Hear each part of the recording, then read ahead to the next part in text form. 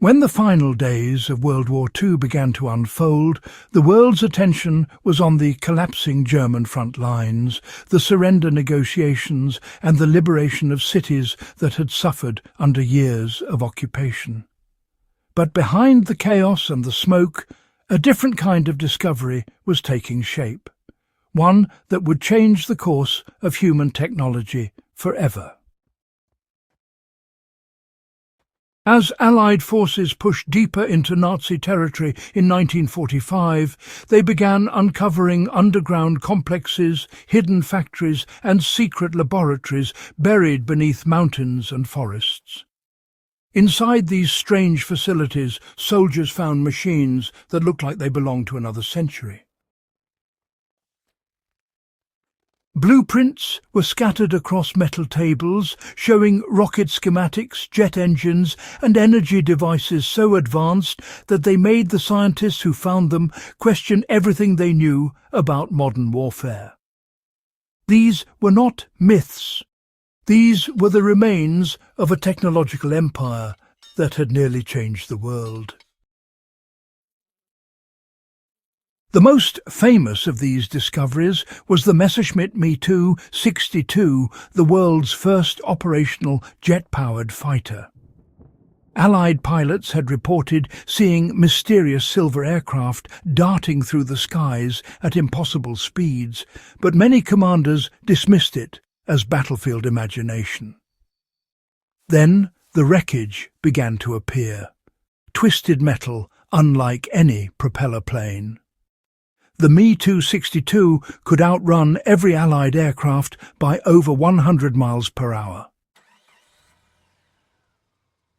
Its engines screamed rather than roared, and its streamlined body seemed designed for an age beyond 1945. It was called Hitler's Swallow, and for a moment it almost changed the air war. Engineers from both sides were stunned by its design. When the war ended, captured Me 262s were quietly shipped to the United States, Britain and the Soviet Union. Each power dissected its secrets, and within a decade the jet fighter became the new symbol of military power around the world. But the story went deeper than the skies. Beneath the ruins of Peenemünde, the Allies discovered the V-2 rocket, the first long-range ballistic missile ever created. Unlike artillery, it didn't arc through the air.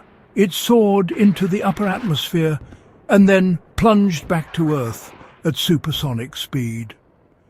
There was no warning, no siren, and no defence. Londoners remembered it as the weapon that struck before you could even hear it coming. It was terrifying not only because of its destruction, but because it worked. The V-2 marked humanity's first step towards space travel. The same principles that guided it would later launch satellites, astronauts, and space probes. Its chief designer, Wernher von Braun, and hundreds of other German scientists were secretly moved to the United States under a classified program called Operation Paperclip. They would go on to design the rockets that powered NASA's Apollo missions, carrying mankind from the ashes of war to the surface of the moon. Yet, among all the verified weapons and prototypes, one legend has continued to haunt historians, a device known only as Die Glock, the bell.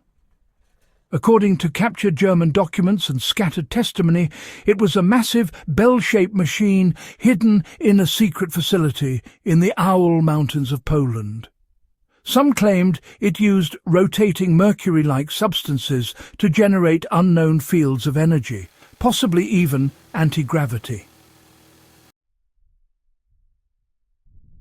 Others described it as a nuclear experiment or a time distortion project.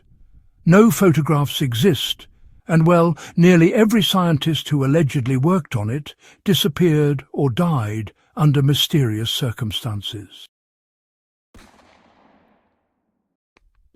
When Allied investigators tried to trace the project after the war, the files had vanished, the site sealed, and the witnesses silenced. Whether the bell was real or a myth born from desperation, it symbolized something unsettling.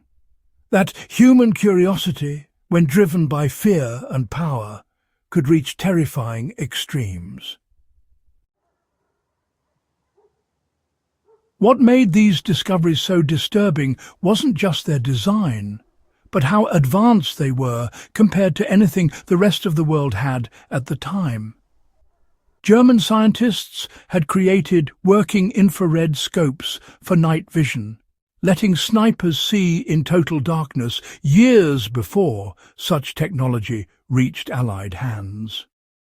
They developed radio-guided bombs capable of being steered toward ships at sea, primitive drones in a world still fighting with propellers and pistols.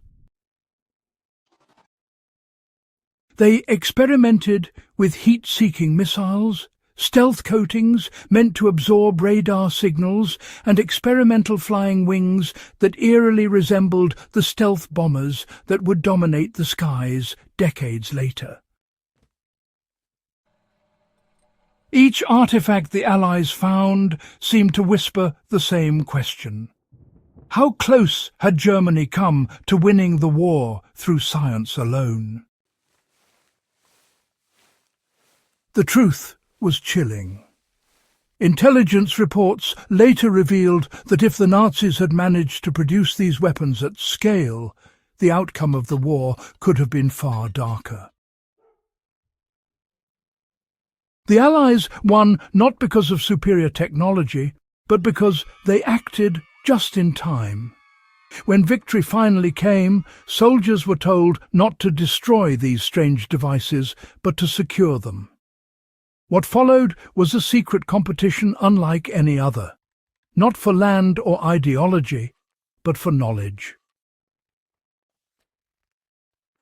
The United States, the Soviet Union and Britain all raced to seize blueprints, prototypes, and the scientists behind them.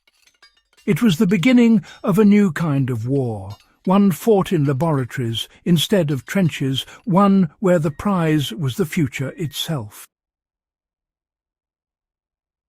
The scientists who had once sworn loyalty to Hitler were quietly repurposed by the very nations that had sworn to defeat him. Some became heroes of the space race. Others vanished into classified projects designing missiles and reactors. The moral compromise was obvious, but in the fever of the Cold War, nobody cared. The technology born from those dark laboratories became the backbone of modern aerospace engineering, nuclear power, and advanced weaponry. Every jet that broke the sound barrier, every rocket that left Earth's atmosphere, carried within it a fragment of that forbidden legacy. Today, when we look at stealth aircraft gliding silently through the sky or rockets piercing the heavens, it's easy to forget their shadowed origins. The line between genius and madness, between progress and horror, has never been so thin. Deep beneath the ruins of Europe, in bunkers sealed by concrete and time, may still lie fragments of experiments the world was never meant to see. Perhaps that is where some truths belong, locked away, reminders that even the brightest ideas can cast the darkest shadows.